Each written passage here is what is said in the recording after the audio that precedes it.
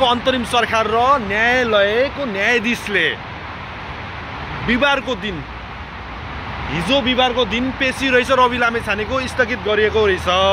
होइन यिनीहरूले गर्न खोजेको चाहिँ के 1 वर्षभन्दा बेसी भइसक्यो रविलाई जेलमा कोचेको जेलमा थुनेको बिना प्रमाण बिना केही अपराध त्यत्तिकै लगेर जेलमा थुनिरहेको छ।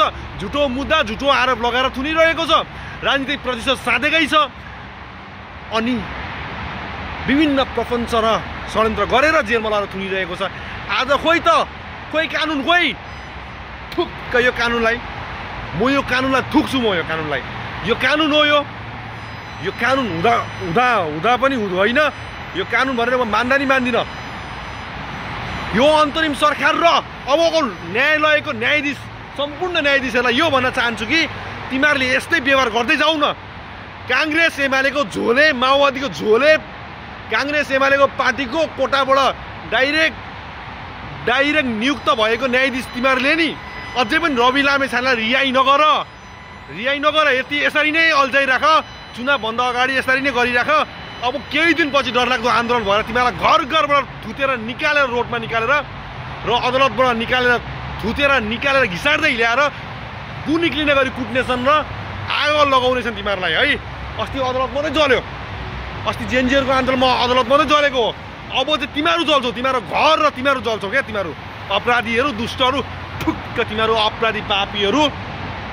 काङ्ग्रेस एमालेको झोले न्यायाधीशहरू काङ्ग्रेस एमालेको झोले अहिलेको अन्तरिम सरकारहरू तिमीहरूसँग पावर छ तिमीहरूसँग कानुन छ त्यही पनि एउटा निर्दोष व्यक्तिलाई दोषी ठहराएर तिमीहरूले जेलमा कालो एउटा रुममा लगेर कोठामा लगेर चारपाटे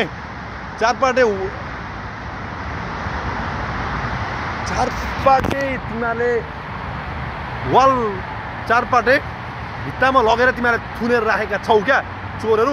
मलाई राम्रोसँग भन्न आएन है साथी हो यो भिडियोमा राम्रोसँग बोल्न आएन।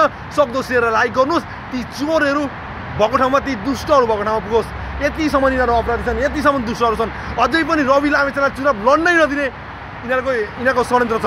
नयाँ भएकाहरू पनि रविलाई गाली गर्दै सकाइ ठको हो भन्दै अहिले भाषण दिँदै देश दौडा गरिरहेका छन् अपराधीहरू। ठुक्क तिमीहरू अपराधीहरू तिमीहरूसँग प्रमाण छैन त्यही पनि रविलाई सकाइ ठक भन्न तिमीहरूले छोडेका छैनौ। तिमीहरू जस्तो तिमीहरू मर्दा पनि तिमीहरूलाई किरा पर्छ स्याउ किरा परेर तिमीहरू मर्छौ। तिमीहरू म रविको झोले चाहिँ होइन रवि लामेछानेको झोले होइन म स्वतन्त्र नागरिक हो। त्यसैले म रवि लामेछानेको सपोर्ट गर्छु। आज हेर त यस्ता दुष्टहरू रहेछ नेपालमा। धमिराले चलाएको देश दुष्टहरूले चलाएको देश अपराधीले चलाएको देशको माया कसैलाई रहेछ त? रवि बाइक कसैलाई रहेछ? छैन रहेछ त छैन। सब अवसरवादीहरू देश लुटी खाने भुटी खाने भ्रष्टाचार गर्ने देशलाई खरानी बनाउने चोर फटाहरूले गरेको रहेछ। गुन्डा माफियाहरूले चलाएको देश रहेछ। व्यापारी माफियाहरूले चलाएको देश रहेछ।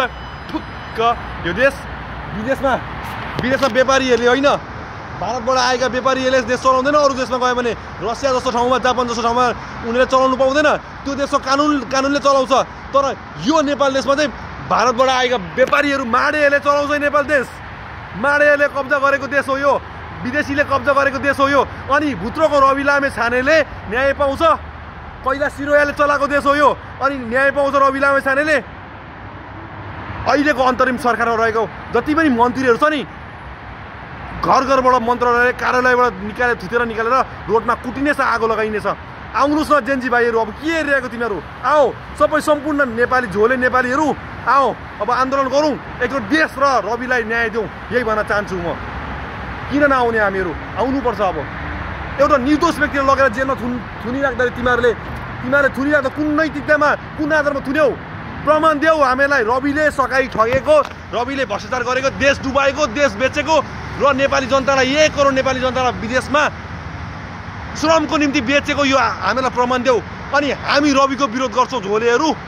न त रविलाई रिहाई गर यति रिलिज नगर्ने हो भने नि यो चुनाव हुँदैन 100% हुँदैन। आउनुहोस् ठुक्क आओ तिमीहरूलाई बोलाइरहेको छु मैले आग्रह गरिरहेको छु तपाईँहरूलाई दाजुभाइ दिदीबहिनीहरू आग्रह गरिरहेको छु। आउनुहोस् अब आउनुहोस् एक हुनुहोस् साथै देशको लागि त आउनुहोस् कमसेकम।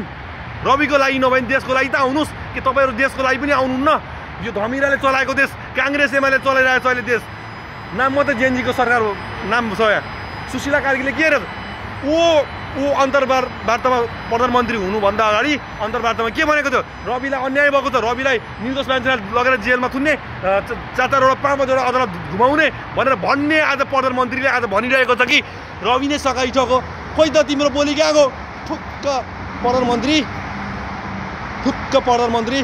कहाँ गयो तिम्रो बोली ती प्रधानमन्त्री हो कि काङ्ग्रेस एमालेको झोलिनी हो ओम प्रकाश अरियल कसको झोलिनी हो काङ्ग्रेस एमालेको झोले हो झोले नि हो तिमीहरू आज भन्न चाहन्छु कानुनलाई म पहिलो नम्बरमा के नेपालको अदालत दलालले चलाइने अड्डा हो गुण्डाहरू बसेको न्यायाधीशहरू गुण्डा हो दलाली हो न्यायाधीशहरू आज म त्यस्तै लाग्दैछ यिनीहरू सबै काङ्ग्रेस एमालेको दलाल र गुण्डाहरू हो न्यायाधीशहरू होइन तिमीहरूलाई नि रोडमा निकालेर कुटिनेछ आगो लगाइनेछ यति कुरा हेकाराख अब आन्दोलन गर्नुपर्छ आउनुहोस् दाजुभाइहरू गरौँ अहिले सुरक्षाकर्मी फेरि सशस्त्र प्रहरीलाई खटाइएको रहेछ तिमीहरूको सुरक्षाकर्मीले थाम्दैन हाम्रो आन्दोलन भयो नि अब हामीले आन्दोलन गर्यो भने तिमीहरूको सुरक्षाकर्मीले थाम्दैन होसियार रहो दलालहरू होसियार रहो यही भन्न चाहन्छु हस्त नमस्ते आउनुहोस् आन्दोलनमा अब देश बचाउनलाई